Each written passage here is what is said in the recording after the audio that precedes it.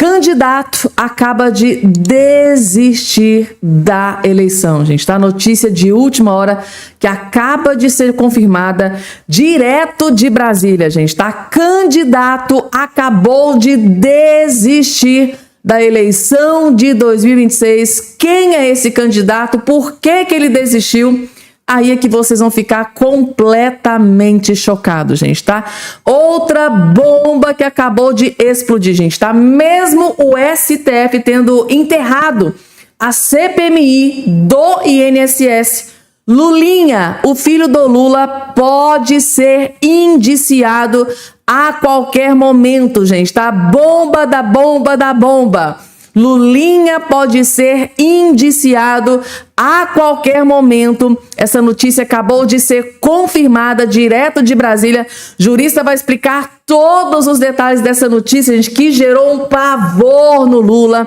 Lula tá desesperado, Lula tá completamente furioso e revoltado com essa informação que acabou de ser divulgada, e Lula tá desesperado em dobro, gente, tá? Além dessa informação bombástica contra o Lulinha, outra notícia urgentíssima acabou de ser confirmada também neste exato momento, que deixou o Lula devastado, gente, tá? E além dessa informação, ainda temos uma matéria do jornal O Globo que acabou de explodir a maior bomba contra um ministro do STF, gente, tá? Agora, neste exato momento, jornal O Globo acaba de explodir a maior bomba contra um ministro do STF e, por fim, Eduardo Bolsonaro, direto dos Estados Unidos, acaba de explodir uma bomba que atingiu em cheio o ministro do STF, Alexandre de Moraes, gente, tá? A casa caiu para o ministro Alexandre de Moraes.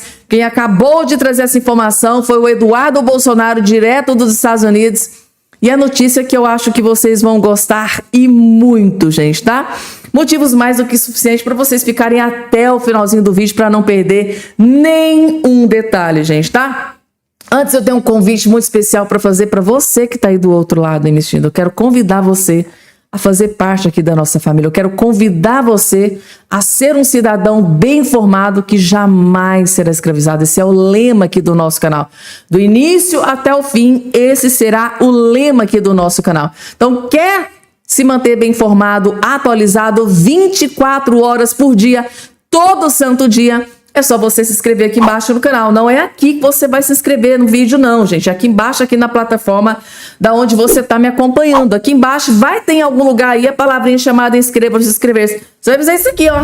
Clicar em cima. Senta o dedinho em cima, que na hora você já vai estar inscrito gratuitamente e automaticamente aqui no nosso canal. E ó, gente, não esquece de deixar o like, deixa o joinha, tá? Faz muita falta quando você abre um vídeo, já não vai deixando o like de vocês, gente, tá? Abriu um vídeo, Fabiana Cardoso, dá uma ajuda aqui tremenda para o nosso trabalho, você já entrar deixando, sentando o dedinho aí no joinha, que dá uma força gigantesca aqui para o nosso trabalho. Vocês estão preparados, gente? Se estiver de pé, senta, fica confortável, pega a pipoca e fiquem aí preparados, porque é uma pancada atrás da outra que eu vou trazer. E logo de cara, gente, tá? Vamos lá, porque agora a notícia é terrível pro Lulinha, gente, tá? Mesmo o STF tendo enterrado, né, a CPMI do INSS, segundo o jurista Dr. André Marcília, Lulinha pode ser indiciado, sim.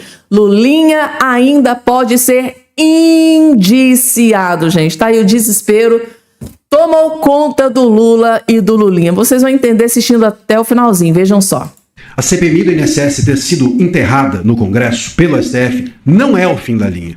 Não é o fim da linha. Eu sei que estou vendo muita gente desanimada. Desde quinta-feira o pessoal está em depressão. Parece que acabou o mundo. Não é assim. Não é assim. Ah, é uma derrota. É uma derrota. Ah, o Mendonça foi derrotado ou o Mendonça quis ser estratégico para expor os ministros. Não interessa. Claro que é uma derrota. E a gente precisa entender a derrota. Mas a gente não pode cair diante da derrota. E eu vou te contar agora por que não pode cair. Por que não é uma derrota definitiva. Perde-se a batalha, mas não a guerra. Veja só, esse relatório final, ainda que não tenha sido aprovado, ele vai ser encaminhado para o Ministério Público Federal, com as sugestões de indiciamento de todo mundo, inclusive do Lulinha. E esse relatório final não aprovado, pode sim servir para que as autoridades públicas indiciem todos esses personagens, inclusive o Lulinha. Isso vai para a primeira instância. Na primeira instância não tem tanta influência política como nas últimas instâncias. Então pode ser sim que o Lulinha venha a ser indiciado. Pode ser sim que esse caso siga adiante na Justiça Federal. E vai seguir adiante porque o caso do INSS está também na parte judicial e na parte de Polícia Federal com o André Mendonça, e ele vai seguir.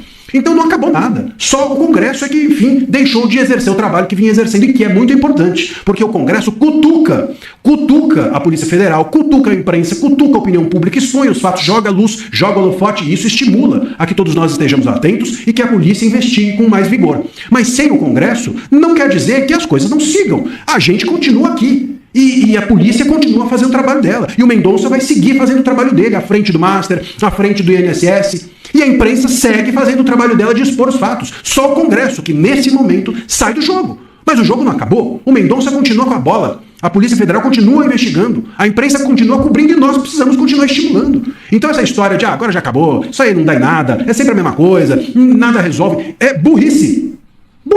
Burrice, porque não dá. Bom, entrega o jogo. Se você entrega o jogo, alguém que olha você entregar o jogo, vai lá e pega o teu jogo e joga. É assim na vida. Esse emprego aqui já não vai ser pra mim mesmo, eu vou perder. Vai alguém lá e ganha teu emprego. Essa mulher aqui eu não vou conseguir conquistar. Vai alguém e conquista a tua mulher. Ou a mulher que você quer. Ou o homem, tanto faz, ou o que for. Que hoje eu já nem sei mais se existe homem ou mulher, a gente já não sabe mais nada. O ponto, meus caros, é o seguinte. O jogo não acabou, não é o fim da linha. Não dá pra gente ser derrotado tão fácil. Isso é ingênuo da nossa parte. Ingênuo é achar que vai dar em alguma coisa. Não, ingênuo é acreditar que as coisas acabam quando uma delas deu errado. Não dá pra ser assim, nenhum povo é assim. Por que o brasileiro precisa ser desse jeito? Se o argentino dá errado, os caras se ferram, os caras vão lá com panela pro meio da rua na próxima oportunidade. Se na Europa é assim, se no mundo inteiro é assim, a pessoa erra, perde, se dá mal, mas continua. Por que a gente não pode? Por que a gente precisa ficar derrotado? Não vai acontecer dessa maneira. O Mendonça segue com a bola do Banco Master e do INSS. A Justiça Federal está agora com esse relatório aprovado ou não e pode indiciar todo mundo, inclusive Lulinha. O caso Master segue sendo investigado. A delação do Vorcaro está para sair. Que desânimo é esse? Isso não faz sentido. Enfim, é o meu desabafo. Porque... Gostei, gente. Gostei desse desabafo do doutor André Marcia, que juridicamente explicou para a gente nos mínimos detalhes que... a batalha a gente pode até ter perdido, né? Lá no STF eles derrubaram, né? Enterraram a CPMI do INSS. Porém, a guerra ainda continua, gente. A guerra ainda continua. E segundo o doutor André Marcia, Lulinha, agora com esse relatório que foi entregue, né? O presidente, né, da CPMI do INSS foi lá, entregou o relatório para a Polícia Federal. E pode ser que o Lulinha possa ainda ser indiciado. Segundo o doutor André Marcia, Lulinha ainda pode ser indiciado agora com esse relatório sobre posse da ala boa da Polícia Federal. Diga-se de passagem, tem a ala podre e tem a ala boa da Polícia Federal. Então, através dessa ala boa da Polícia Federal, com esse relatório entregue nas mãos da Polícia Federal, Lulinha ainda pode ser indiciado, sim, segundo o doutor André Marcia. E agora, gente, larguem tudo que vocês estão fazendo, porque o que eu vou trazer é o melhor vídeo que vocês vão assistir, né, gente? Hoje eu prometo que esse vídeo vai valer a pena cada segundo da sua atenção. Doutor, maior jurista, né, gente, tá? Walter Mairovich arrebentou com o ministro do STF, Alexandre de Moraes. Principalmente com o ministro Alexandre de Moraes. Walter Mairovich, um dos maiores juristas do Brasil, simplesmente detonou, gente, tá? Alexandre de Moraes, STF, PGR, mas principalmente ele bateu muito forte no ministro Alexandre de Moraes. E o motivo, aí é que vocês vão ficar chocados. Assista até o fim para você não perder nenhum detalhe. O editorial do jornal Folha de São Paulo de hoje é muito forte e duro em relação ao Supremo Tribunal Federal.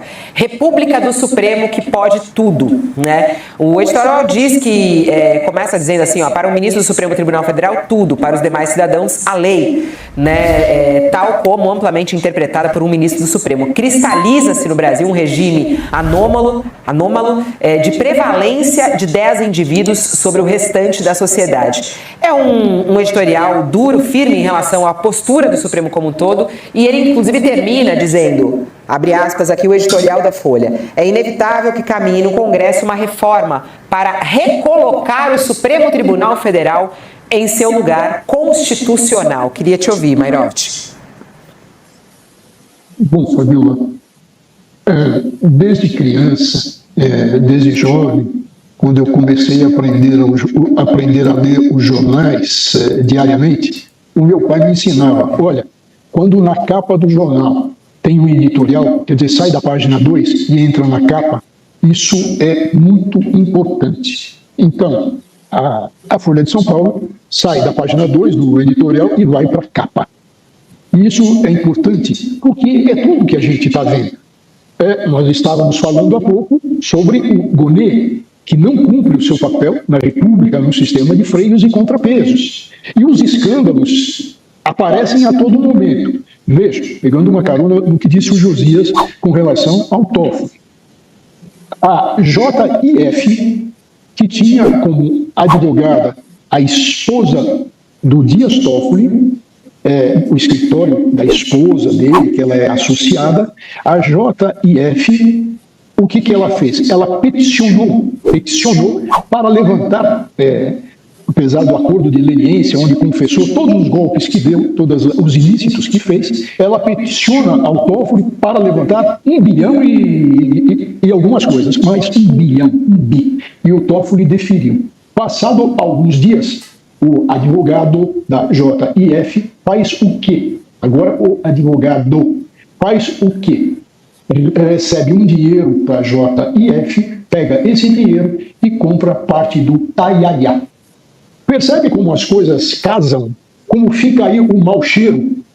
O Toffoli não tem mais condição nenhuma. Mas o que o Gonê faz? O Gonê o responsável. Ele é o fiscal do cumprimento da lei, ele é defensor da Constituição e é o representante da sociedade.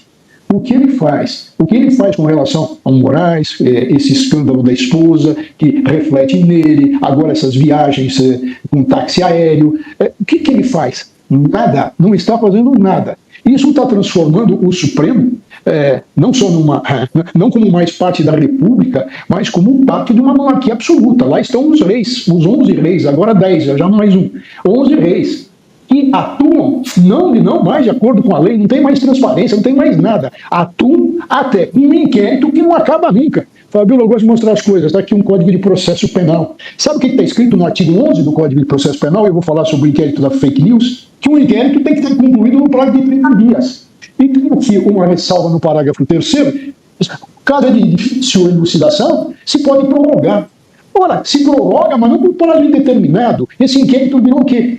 Um inquérito que apura tudo. Vão aparecendo coisas e vai tudo com esse inquérito. É uma reserva esse inquérito para quê? Para pressões que o Moraes faz. Não estou dizendo que só não tem ilicitudes, nada disso. Ele só usa para pressionar. E a sua atuação tem se mostrado, muitas vezes, arbitrárias. Ele já fez censura, ele já decreta prisões. Então isso é muito grave e isso que eu estou falando é esse editorial que está na capa. Quando o editorial está na capa, a coisa é muito séria. E isso é o que a gente está vendo o tempo inteiro. E quem é que breca o Supremo? Quem poderia brecar? É o fiscal do cumprimento da lei. É quem representa os cidadãos, ou seja, o Procurador-Geral da República. E nada se faz. O Senado não faz e o Conselho Superior do Ministério Público também não faz absolutamente nada e ele poderia fazer, tendo em vista essas omissões do Gonê. Não estou falando do Conselho Nacional, estou falando do Conselho Superior do Ministério Público. Tá aí, gente, tá? Professor, jurista, né, Walter Mairoviti, gente, tá? Destruiu toda e qualquer credibilidade que tinha o ministro Alexandre de Moraes, gente, tá? E PGR também, né? Dias Toffoli, gente, tá? Virou uma esculhambação, gente, tá? E se saiu na Folha, na manchete, na primeira página, né, da Folha de São Paulo, é porque é extremamente grave. É praticamente como tá ali para todo mundo ver mesmo. Não tá na segunda, não tá na terceira página, é na manchete mesmo, que quem visualiza o jornal já dá de cara ali com a manchete da esculhambação que está acontecendo dentro do STF. Eu só consigo me lembrar daquela fala, gente, do doutor André Marcília, quando ele chama o Paulo Gonet de inútil, né? Só faltou o Walter Mairoft, grande jurista aqui, chamar o Paulo Gonet de inútil, porque é basicamente isso, em entrelinhas é mais ou menos isso que ele quis dizer do Paulo Gonet, que é um tremendo de um inútil, tá lá e não faz absolutamente nada, tá vendo tudo isso acontecer, as denúncias serem rebeladas, coisas gravíssimas acontecendo, ministro de Suprema Corte viajando em jatinho que pertence à empresa de Daniel Vocaro, que está sendo julgado por esses próprios ministros que viajaram, né, desses jatinhos. Gente, é assim em qualquer país, em qualquer judiciário sério do mundo inteiro. Alexandre de Moraes, Dias Toffoli, o próprio PGR já teriam sido afastados do cargo há muito tempo. Em qualquer país sério, onde a Constituição, onde a Justiça, o Código Penal é levado a sério, todos eles já teriam sido afastados dos cargos assim há muito tempo. Mas aqui, né, gente, é Brasólia.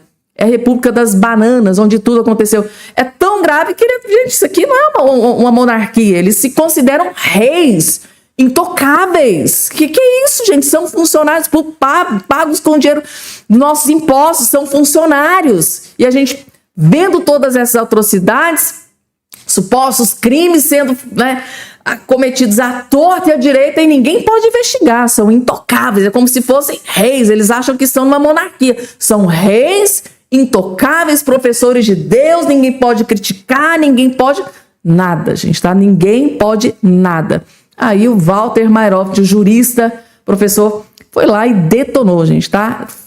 Partiu pra cima do Alexandre de Moraes, Dias Toffoli, PGR, sem dó, e expôs muitas e muitas verdades, gente, tá? Inclusive eu encontrei aqui, na verdade vocês me enviaram lá no direct do meu Instagram, gente. Vocês são ninjas, como eu tenho orgulho de cada inscrito aqui desse canal. Vocês me enviaram lá, pediu para colocar aqui no canal, tá aqui, gente, tá? Que comentário belíssimo, gente, tá? Da Cris Monteiro de São Paulo. Ela arrebentou Alexandre de Moraes, assim, gente, de forma cirúrgica. Bateu forte, vejam só. Viajou não é porque o Moraes viajou 8 vezes em jatinho do Vocaro, nem porque ele ia beber uísque e fumar charutos na sala secreta da mansão de Vocaro, nem porque no dia da prisão do banqueiro os dois trocaram mensagens, nem porque a esposa de Moraes tinha um contrato de 129 milhões com o Master, muito menos porque Moraes participava das extravagâncias de Vocaro em Londres, que o Moraes tem algum tipo de relação com o Vocaro, tá bom? Não vamos começar a fazer fofoca. Vocês são muito maldosos, puxa. Não, gente, não. O Moraes, depois de todos esses indícios, depois de todas essas revelações, esses escândalos, é tudo coincidência. Moraes não tem nenhum tipo de envolvimento com o Daniel Vocaro. Não tem, gente. Qualquer coisa ao contrário será ilação, mentira. Mas sabe o que eu acho interessante, gente? O Moraes vive falando que é ilação, que é mentira, que não voei no jatinho, não fui não fui na casa, não conheço. Mas até hoje, ele nunca colocou a Mônica Bergamo, a Malu Gaspar, o Lauro Jardim no inquérito das fake news. Vocês já se fizeram essa pergunta, gente? Por muito menos. Muita gente já foi parar lá naquele inquérito das fake news. Por que será que o Moraes não coloca Mônica Bergamo? Inclusive agora nessa matéria do jatinho, deixou ele muito furioso. Ele não colocou a Mônica Bergamo no inquérito das fake news.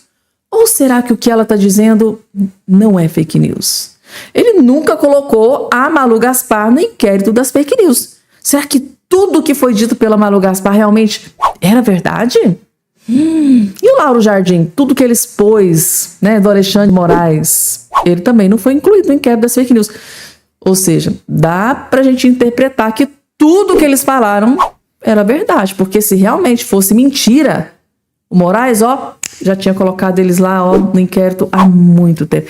A gente fica assim, pensamento solto, né, gente? Tá? Por que será que Moraes nunca colocou esses jornalistas no inquérito das fake news? Por que será? Por quê? Coloca aqui embaixo a opinião de vocês. E agora, gente, desespero bateu na porta de Lula da Silva, gente. Mais uma pesquisa acaba de ser publicada e Flávio Bolsonaro destruiu Lula novamente. Flávio Bolsonaro lidera sobre Lula no Paraná. Gente, é uma pesquisa atrás da outra. Isso aqui, gente, tá? Cada pesquisa que sai é como se fosse uma flecha fincada no peito do Lula, do desespero que vira ali dentro daquele Palácio do Planalto. Pesquisa Atlas Intel mostra o senador Flávio Bolsonaro à frente do Lula da Silva do PT nas intenções de voto para presidente no Paraná. Tá aqui, cenário 1, primeiro turno, gente. Mas é assim, anos-luz na frente. O Flávio Bolsonaro deixa o Lula comendo poeira, gente, tá? Meu Deus, Flávio Bolsonaro 52%, Lula do PT 35%. É muita diferença, gente. É muita. Sei que basicamente o que 18%, 17% à frente. Aqui nessa pesquisa, gente, tá, o Flávio Bolsonaro está cerca de 17 não, 18, 19, praticamente que 18, 19% à frente do Lula, gente. O Lula deve estar desesperado com essa notícia. E tem mais, gente. Outro que deve estar desesperado é o Toffoli, tá? Mais uma bomba. Mais uma editorial do jornal O Globo que partiu para cima do ministro Dias Toffoli dessa vez. Toffoli viajou em jatinho de empresa que tinha Vorcaro como sócio de jornal. Então, além de Alexandre de Moraes, esposa, também Dias Toffoli, gente. Surpresa zero, né? Para surpresa zero de ninguém, mais envolvimentos de Dias Toffoli com empresas do Daniel Vorcaro. Só falta o Dias Toffoli vir a público dizer que é mentira. Só falta o Dias Toffoli vir a público dizer que, olha, não tenho nenhum tipo de relação com o Daniel Vorcaro, empresas do Vorcaro. É isso, gente, tá aqui.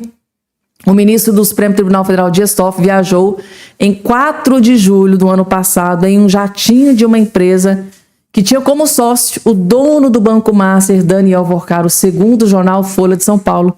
Procurado, Toffoli não se manifestou. Vai se manifestar o quê? Vai admitir? Vai confessar? Piora, né? O que já tá terrível para ele. Vai ficar caladinho. Fica caladinho. Daqui uma semana ninguém mais lembra, né? Mas parece que agora... gente, tá? A população está cobrando, a Transparência Internacional está cobrando, parlamentares da oposição estão cobrando e a coisa pode feder. De acordo com a publicação da Folha, Toffoli acessou o terminal executivo do aeroporto de Brasília às 10.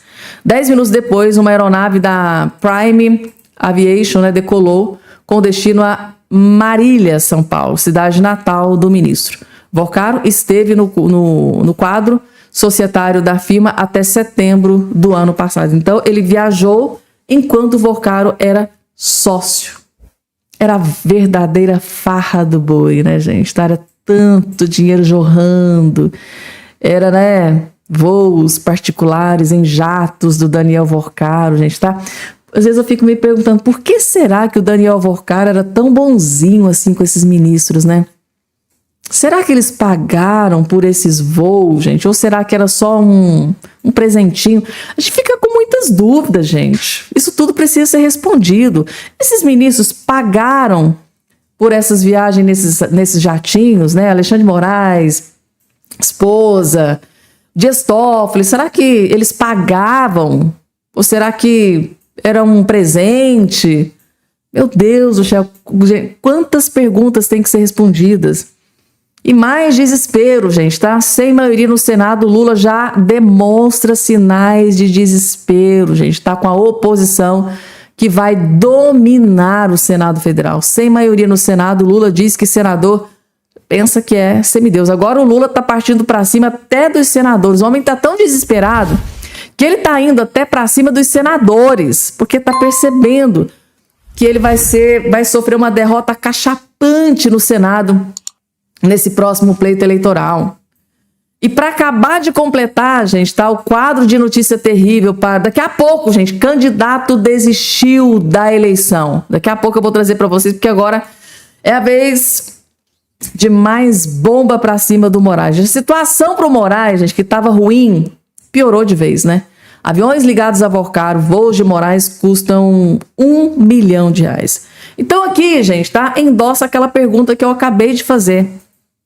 Será que Moraes e esposa pagaram por esses voos, né? Esses aviões que pertencem a empresas do Vorcaro? Essa é a pergunta que fica. R$1 milhão.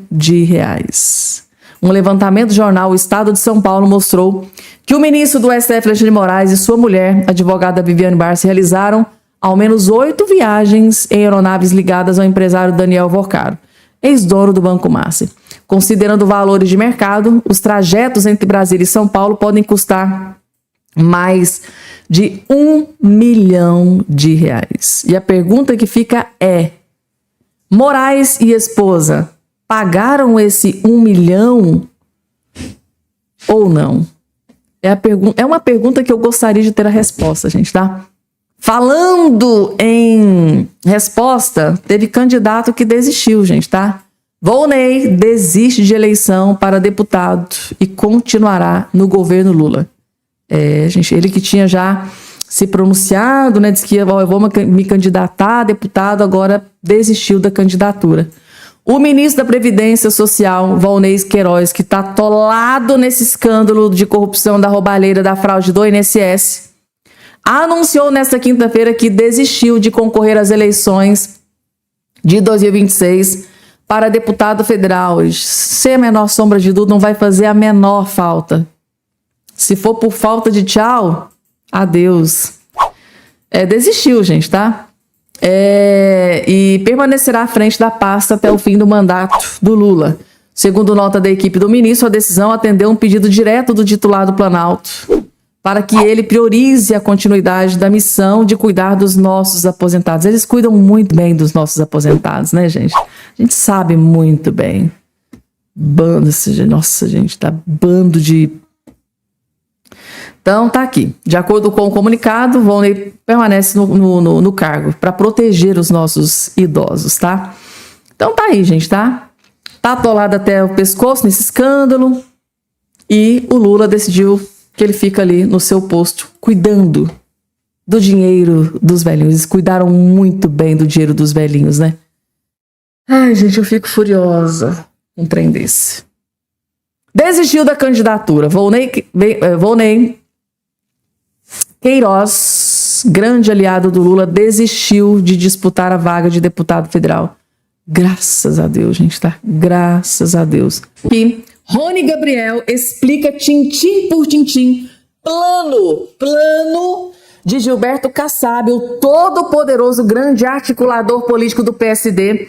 Plano do Gilberto Kassab com Flávio Bolsonaro para enterrar de uma vez por todas politicamente Luiz Inácio Lula da Silva. O Lula, gente, tá? Se ele assistir esse vídeo aqui, ele vai ter um infarto fulminante. Assista pra vocês vão entender.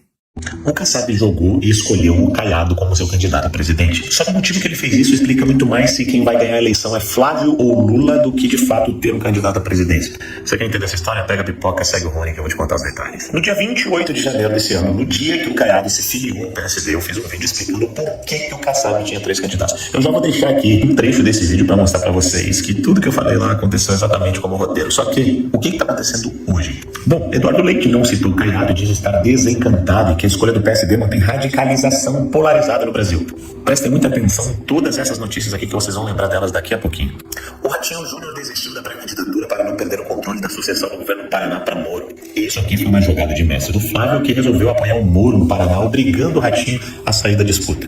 E por fim, candidatos e governadores do PSD ignoram nas redes lançamento de Caiado à presidência. Prestem atenção nesse detalhe aqui também, porque vocês vão ficar assustados com o vídeo que eu vou mostrar agora para vocês, que é o vídeo que eu postei no dia 28. Mas não se esqueçam de que Lula, depois que Eduardo Leite desistiu, confirmou que Geraldo Alckmin será o candidato a vice na chapa que disputará a eleição. Por que eu tô lendo todas essas notícias, vocês já vão entender. Mas olha só, essa parte também é interessante.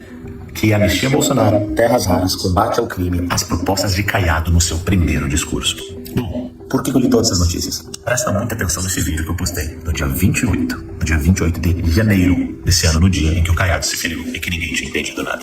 Vai comigo. O Caiado se filiou ao PSD para concorrer a presidente. Eu vou explicar para vocês a estratégia de um dos maiores jogadores do sistema nas eleições presidenciais desse ano, que é o Kassab. Só espero não estar jogando água no chope de ninguém. Então pega a pipoca, segue o Rony que eu vou te contar tudo. Primeiro ponto é que você precisa entender que o segundo turno das eleições de 2026 já está definido. É Flávio Bolsonaro e Luiz Inácio Lula da Silva. Esse é o segundo turno das eleições de 2026 e não tem conversa pra ninguém. E o Kassab sabe disso. Por que ele trouxe o Caiado pra concorrer como presidente? Vamos falar primeiro do Caiado. O Caiado conversou com o Bolsonaro, e assim como o próprio Zema conversou com o Bolsonaro, e o que ele disse? O Bolsonaro disse que é bom que tenha o máximo de candidaturas de direita no primeiro turno. E de fato, isso faz um certo sentido. Por quê? Essas foram as últimas eleições. Luiz Inácio Lula da Silva contra Bolsonaro. O segundo turno também já estava definido. Quando se ia pro debate, você tinha Ciro Gomes que atirava pra todo lado, a traidora da Soraya Tronic, que representava alguém que era bolsonarista e se arrependeu à morte, bom, você sabe, né?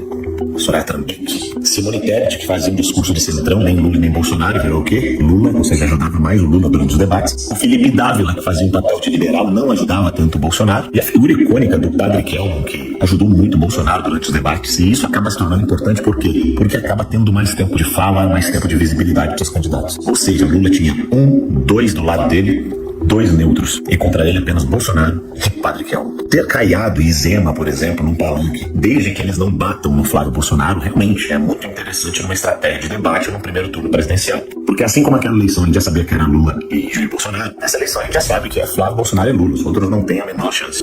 Esse cara, como um gênio do jogo político, ele tá olhando da seguinte forma: até as eleições a gente entender que Flávio vai ganhar as eleições, a gente bota um candidato do PSD, e no segundo turno a gente pula pro lado do Flávio.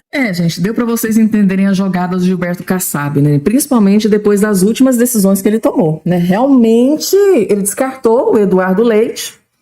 Lula da Silva foi lá e chancelou o Geraldo Alckmin como seu vice, ou seja, a carreira política do Eduardo Leite foi jogada na lata do lixo. Eduardo Leite hoje não é nada. Eduardo Leite hoje não é nada. Gente, resumindo aqui pra vocês, o Eduardo Leite, esse esquerdista do Eduardo Leite, petista do Eduardo Leite, ele foi descartado não só pelo Gilberto Kassab, mas também foi descartado pelo Lula.